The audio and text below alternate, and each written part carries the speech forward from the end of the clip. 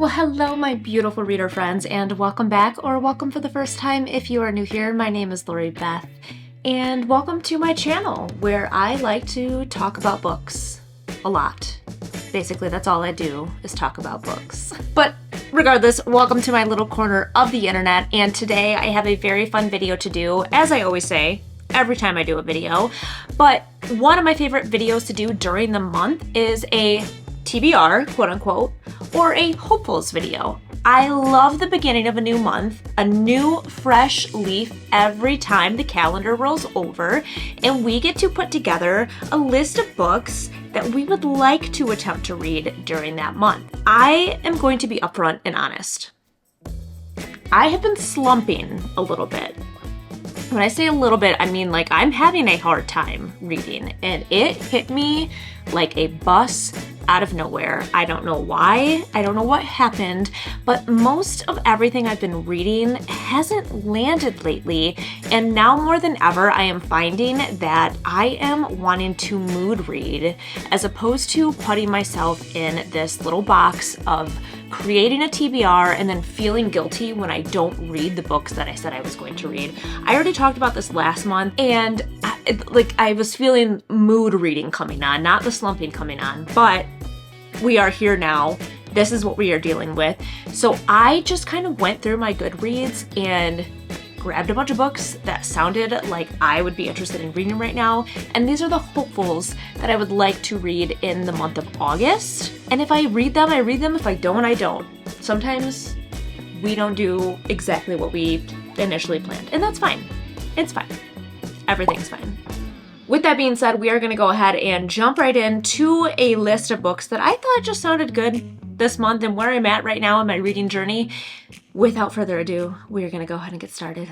And first up on my list, I would like to read the God The Gumiho by Sophie Kim. This I received in my Fairy Loot box last month, and you can go back and watch the unboxing video of this if you want more detail on this extremely gorgeous edition. But I was so drawn to this story, one, because it is an adult fantasy, and two, because fantasy hasn't really been landing with me lately, and I feel like that's where my slump has kind of been coming from.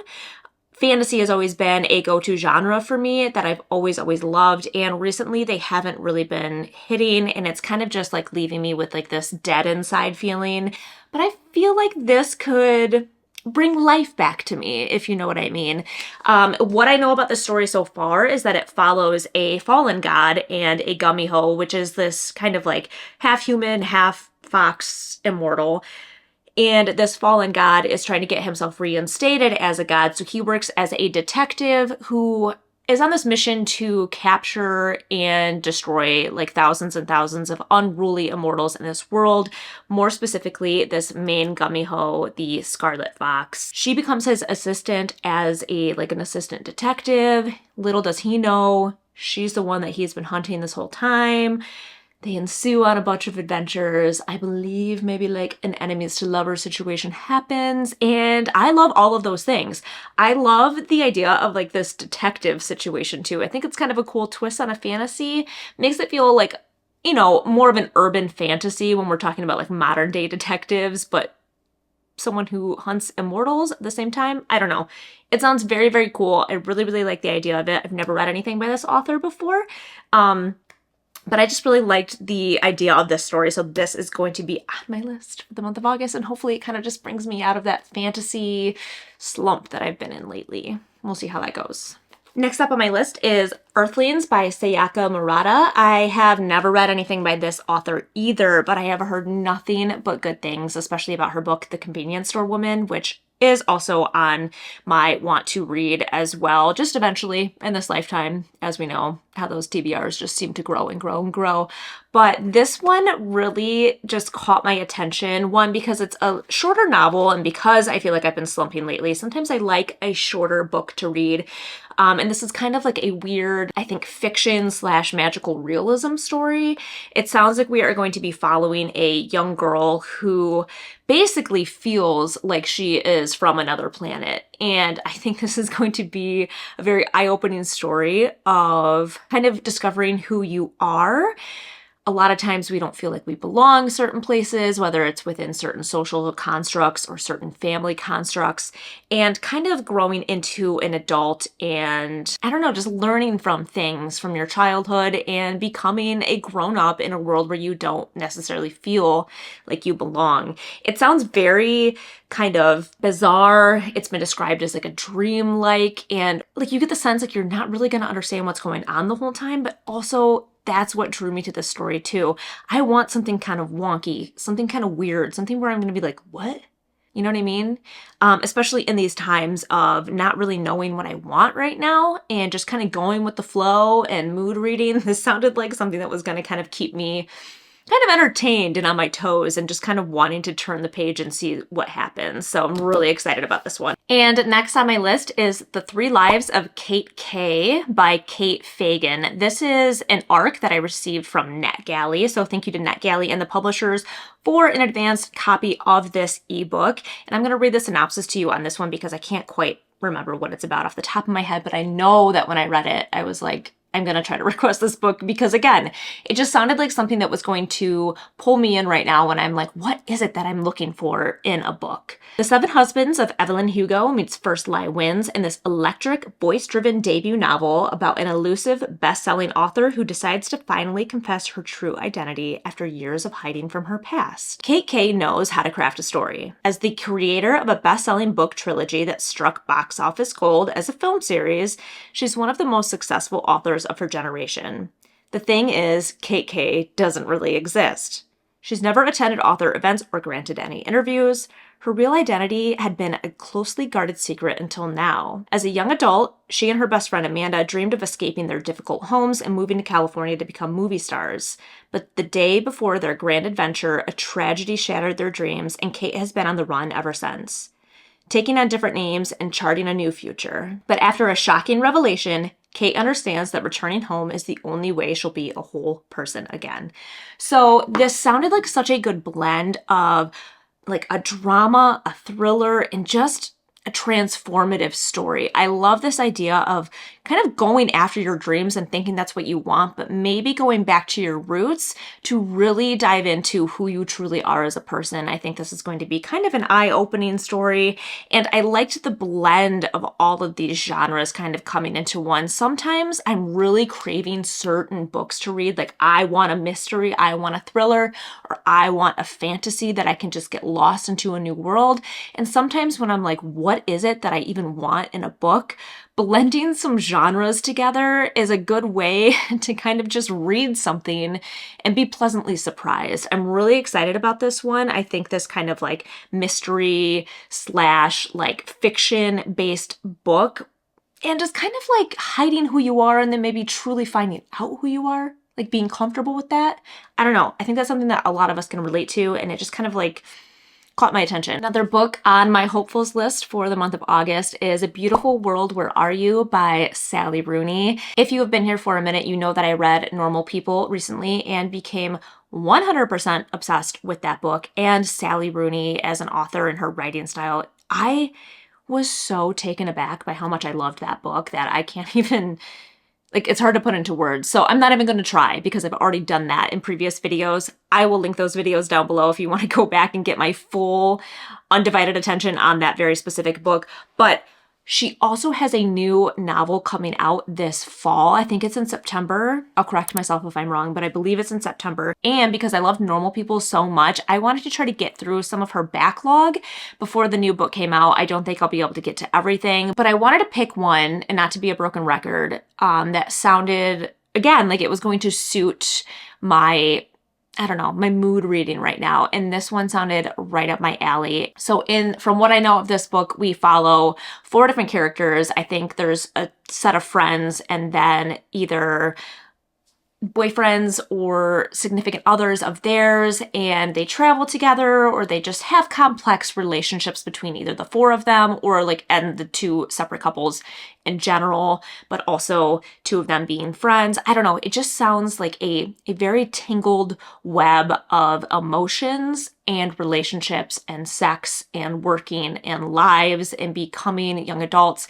And I really, really love stories like that. I loved the way that Sally Rooney wrote her characters and normal people. And that was just two main characters. And that's kind of what made me want to get into this book as well, because I liked the development and kind of the push and pull she had off of the characters in normal people. And I really want to see what she does with a larger set of characters and kind of how they all intertwine, intermingle together.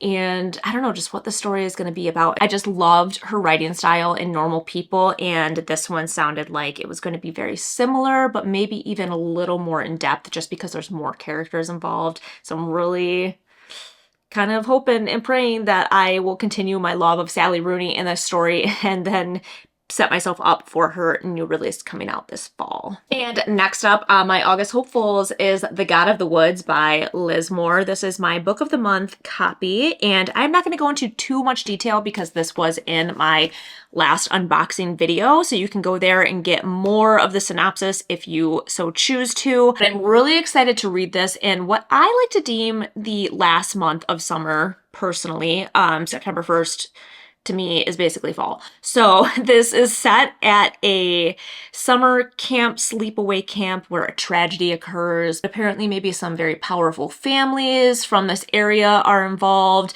It sounds like a little bit of a mystery. It sounds like a thriller. It sounds like I can picture myself at this very creepy camp in the woods during the summer, smelling bug spray, being a little bit sticky and sweaty at all times from running around outside. I don't know. I feel like this is going to be an immersive book and kind of gripping, which is what I need right now when I'm just having a hard time picking up a book and reading at all. I need something that's going to keep my attention, and I think this is going to be a perfect story for that. And last but not least, on my hopefuls for August is A Sorceress Comes to Call by T. Kingfisher. Let me tell you what, I love their writing so much. I am a huge fan, only read 2 books, and I know that they have quite a few on their backlist, so I'm very excited about that because I know that this will be kind of like a fallback author. At least they have been for me with only those 2 books, where I've been in a real bind before, like a real pinch of like, I'm in between, I know I want to start a series, or I know I want to start something big and kind of complex. Their novels are usually on the shorter side and very fun and easy to read. I don't know. It's if you know, you know. Like if you've read their work before, you kind of know. I'm going to read you a little bit of the synopsis of this one so that I don't mess it up, because I know it's a retelling, but of course there's a twist on the retelling. Let's jump right in. A dark retelling of the Brothers Grimm's Goose Girl, rife with secrets, murder, and forbidden magic, Cordelia knows her mother is unusual. Their house doesn't have any doors between rooms, and her mother doesn't allow Cordelia to have a single friend, unless you count Falada, her mother's beautiful white horse. The only time Cordelia feels truly free is on her daily rides with him. But more than simple eccentricity sets her mother apart. Other mothers don't force their daughters to be silent and motionless for hours, sometimes days on end. Other mothers aren't sorcerers. After a suspicious death in their small town, Cordelia's mother insists they leave in the middle of the night, riding away on Falada's sturdy back, leaving behind all Cordelia has ever known. They arrive at the remote country manor on a wealthy older man, the squire, and his unwed sister, Hester. Cordelia's mother intends to lure the squire into marriage, and Cordelia knows this can only be bad news for the bumbling gentleman and his kind, intelligent sister. Hester sees the way Cordelia shrinks away from her mother, how the young girl sits eerily still at dinner every night, and Hester knows that to save her brother from bewitchment and to rescue the terrified Cordelia, she will have to face down a wicked witch of the worst kind. I loved the sound of this story so much just because I think that T. Kingfisher has this way of creating unlikely heroes, at least in the stories that I've read, and that's what I love about them so much. So I read right off the bat that it's a retelling. You think it's just going to be about this main character from the retelling, the Goose Girl, but really it sounds like Hester is going to come in clutch and save everybody from this evil sorceress. I don't know. They're fantastical. They're magical. The writing is just kind of bizarre, but fun. It's like it doesn't make sense, but in a way that does make sense. That literally makes no sense, what I just said. But if you've read their works, again, you probably understand what I'm saying. Anyways, a brand new release from this author, and I'm really excited. It sounded kind of fun, and just like, it sounded fun, and when I'm just like, what do I want to read? What would sound good right now when nothing really sounds good? I am going to always revert to or fall back on an author that I know I thoroughly enjoy, and I'm really excited to get to this one. Well, there you have it, my friends. That is the list of hopefuls that I would like to read in the month of August. This time, I'm keeping it short, I'm keeping it sweet, because I don't want to put stress on myself, especially in times like this, when you feel like slumps are coming on, when you feel like maybe burnout is about to happen. These are the times where we need to breathe, take a step back, reset, and just do what it is that we love to do, and that's read. I don't want to feel pressure. I don't want to feel like I have to do certain things. I don't want to feel like I have to read a certain number of books just to prove that I can read that amount of books if it's not going to be enjoyable. I just want to read what sounds good for me. But with that being said, let me know if you have read any of the books that we talked about today. What are your thoughts and opinions on those books? Drop those in a comment down below. Or what do you plan on reading in the month of August? Let me know that in a comment below too. If you've made it this far in the video and you would like to comment but you don't really know what to comment, go ahead and leave a fox emoji or an orange emoji, something orange for the God and the Gumiho, because I am very excited to see if this fantasy can kind of pull me out of this little fantasy rut that I've been in recently. And if you liked this video, go ahead and hit that thumbs up button because it always helps a girl out.